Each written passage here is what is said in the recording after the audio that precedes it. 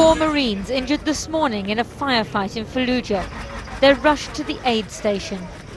Their Humvee tyres have been shot out, but they made it. 4 wounded colleagues are still pinned down under fire. The medics here move swiftly into action. The military don't allow us to show faces or name names, so we just film the injuries. Multiple shrapnel wounds to the leg and chest. This is triage. They check the wounds, dress them, control the bleeding, save lives. Urgent! Urgent cases can still be saved if they get to hospital within an hour. Ready on count 3. 1, 2, 3, look! The ambulances are ready and the casualties loaded in as carefully and quickly as possible.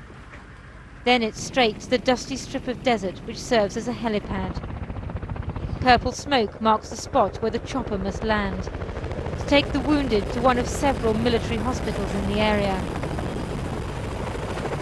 So far, they say, no one's died because of a failure of medical care.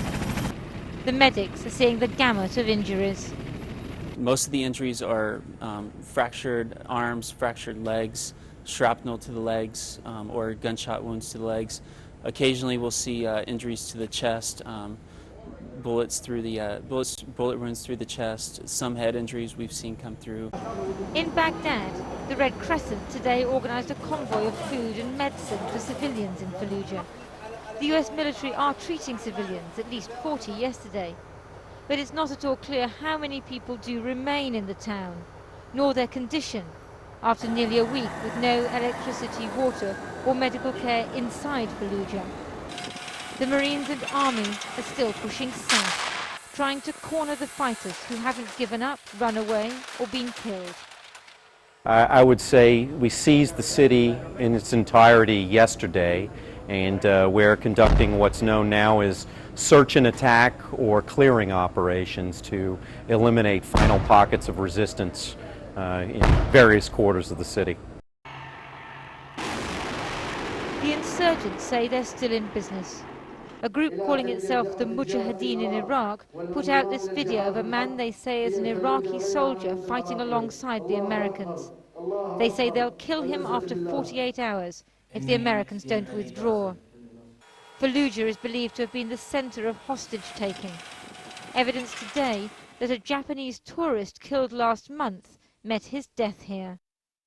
I was looking at a passport this morning with a Mr. Koda on it, one of the tourists that was beheaded, a Japanese tourist.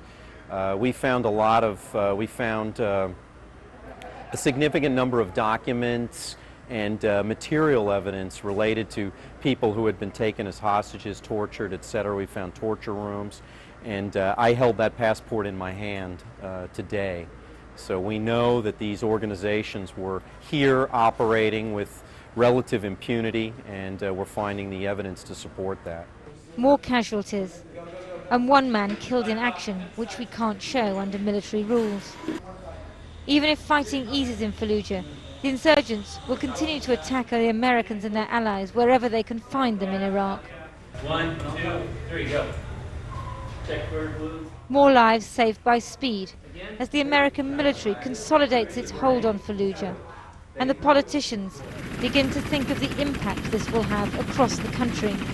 The Americans are sensitive about their military casualties. They don't want too much bad news to get out. They want the good news. The Fallujah was a great victory, and it will be in military terms. But that doesn't mean that they're about to quell the insurgency in Iraq. Lindsay Hilsum, Channel 4 News, with the 1st Marine Expeditionary Force near Fallujah.